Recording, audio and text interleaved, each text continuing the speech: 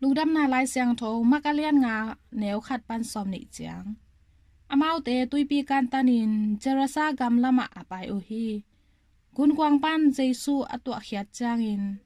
ama adon to jingin khanin alut mi khat han pan apai khia hi mi pa han laga te hi a kwa ma in ama sikol na ngon to hen zo lo hi pahang hiam chi le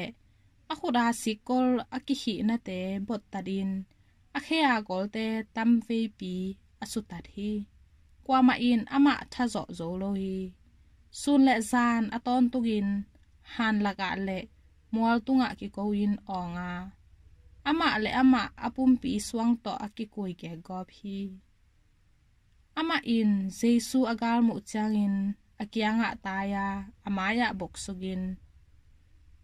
asang pen pasian tapa jesu ke bang hong chi nuam na hi hiam ke nong bol siat lo na jingin pasian min to kong thum hi chi in nak pi in akiko hi paha hiam chi le jesu in nang khanin mi pa sung pan tai hia in chi in thu ap ya hi tua chang in jesu in ama kyanga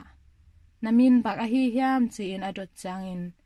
ko te tampi ka hi u chang in kaminin lijan a hi a chi hi tua gam sung panin amau te a hol khiat lo na ding in nak pi takin a thu mu hi tua la ya mol tunga vok hon pi tampi gam ta in a om hi doi te in jesu kyanga ko te tua vok te sunga kalut na jingun vok hon laka hong pai sakin chi in ange nu hi tua a hi manin jesu in amau te phalna apya hi tua chang in khanin te pai khia u a vok te sunga alu du hi tu ni banga pha vok hon pi te ken sang tung pan tuak sugin tui pi sunga asikhinu hi vok chingte tai u a khopi sung le khota sunga hi thu again hi to khit changin